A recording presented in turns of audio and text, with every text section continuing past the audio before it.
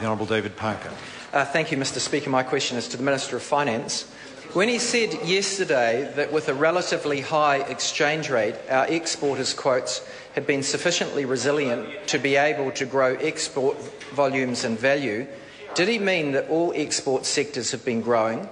And according to Statistics New Zealand, in 2008 dollars, what is the percentage change in exports of simply and elaborately transformed manufactured goods from 2008 to 2012 financial years? The Honourable Bill English. Mr Speaker, to the first part of the member's question, what I meant was that exporters have been sufficiently resilient to be able to grow export volumes and value, and indeed that is what has been happening. To the second part of his question, I'm advised by Statistics New Zealand that there is no existing series that perfectly covers his request. In fact, it doesn't make a lot of sense to deflate exports by the Consumer Price Index. But a close approximation can be made from the Export Volume Index for non-food manufactured goods. This series shows manufacturing exports in constant dollar terms, which is what the member appears to be after. The series shows that there has been an increase in manufacturing export volumes of 3.9% between the year to June 2008 and the year to June 2012, despite the recession and the global financial crisis. The Honourable David Parker. Supplementary, why is the Minister using volume terms? Is it because outside of primary products, in real terms, manufacturing is declining? In fact, there is a 14% decline in simply transformed manufactured exports and a 10% decline in elaborately transformed manufacturing exports. And isn't he aware of that? The Honourable Bill English. Mr Speaker, we can have a contest of different statistics if the member likes. The fact is that the Statistics New Zealand series of export volume for non-food manufactured goods shows an increase, even in constant dollar terms.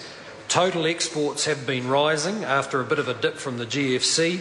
The value of exports has risen 13% in the last 2 years. Both volumes and prices have risen over that time. And as I pointed out in the answer to an earlier question, the number of people employed in manufacturing did drop in the last 2 years of the previous government's time in office, but actually since 2009 it's fluctuated between 245 and 255,000 people. So the member can look as hard as he likes, but it will be difficult for him to create a sense of crisis for manufacturing. The Honourable David Parker. If, according to his own government statistics department, there has been a 14% decline and a 10% decline in value in simply and elaborately transformed manufacturing exports, but he still thinks the sector's doing well, how much more would exports in these sectors have to decline in value before he thought there was a serious problem?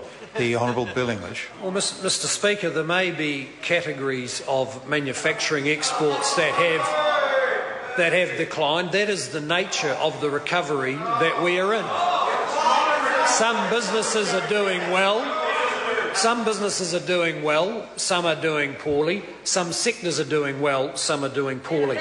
The fact is, for manufacturing, the measure that means the most, in my view, is the number of people employed in it. And the number of people employed in it declined in the last 2 years of the previous Labor government. Since 2009, it has fluctuated between 245 and 255,000 people. So there is not a crisis in manufacturing over job losses. There is a lot of pressure on exporters who are trying to be profitable, despite the global financial problems. The Honourable David Parker. Given that the International Monetary Fund's most recent World Economic Outlook said that New Zealand's current account deficit this year will be second worst after Greece, and in 2013 and 2017 is projected by the IMF to be the worst in the developed world, how can he sit back and not take seriously the decline in non-primary manufacturing and the related job losses? The Honourable Bill English. Well, Mr Speaker, as has been pretty clear, we dispute the member's conclusion. The fact is that the jobs in manufacturing, the job numbers in manufacturing have been remarkably constant despite the global financial crisis and worldwide recession. And that is a tribute to the businesses and their staff who have shown remarkable resilience and attention to productivity and profitability and maintained hundreds of thousands of jobs through one of the worst economic times we've seen in decades. The Honourable David Cunliffe. Mr Speaker, to the Minister, with New Zealand's current account deficit forecast by the IMF to be the worst in the developed world next year, and with inflation at 0.8% for the year, below the target range of the Reserve Bank, does he now agree that boosting exports should be a higher priority than further reductions in inflation? The Honourable Bill English. Well, Mr Speaker, the effective decisions about the interaction between the interest rates will actually be made by the Governor of the Reserve Bank. The government and the new Governor re-signed a policy targets agreement which is not substantially different than the one that was in place before, and in fact the one in place under the previous Labor government.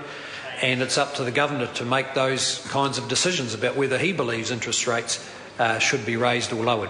Point of order, Mr Speaker. Point of order, the Honourable David Actually, Cunliffe. the question was carefully worded to seek his opinion. Does he now agree? And it is on a policy matter, not an operational matter to do with inflation control, because it addresses the balance between matters within the purview of the Reserve Bank and those others currently without it. I hear the member, but I think the member's experienced enough to recognise in the Minister's answer, the Minister answered all a Minister of Finance can, because the member knows under the current New Zealand legislation it is not a matter for the Minister of Finance to even express opinions on those matters. Ministers of Finance need to be careful about expressing opinions on those matters. They are the responsibility of the Governor of the Reserve Bank. The Honourable David Cunliffe. Mr Speaker, given that the policy targets agreement, which the Minister has just referred to, sets a midpoint target of 2% inflation per annum, and given that inflation is now at 0.8% below the bottom end of the target range, may I repeat, does he believe that promoting exports and the use of policy tools by his ministry, the Treasury, and not the Reserve Bank, would now take a higher priority in his government's policy program than achieving further reductions of inflation by compressing the economy further into a rut? The Honourable Bill English. Well, Mr Speaker, I'm not quite sure what the last bit means, but the government has focused strongly since taking office on reinforcing the competitiveness of our export industries. They lost a lot of competitiveness through the first decade of this century. In the light of the global financial crisis and recession around the world, it is vital that we continue the program laid out in a number of documents that have been published and some that will be published on the business growth agenda, which is designed to enable our businesses to more easily make the decision to invest, to expand, to employ more people, to make profits, and also to pay tax. And the government will stay focused on that. Question number 6, Matiru Ture. Thank you, Mr Speaker.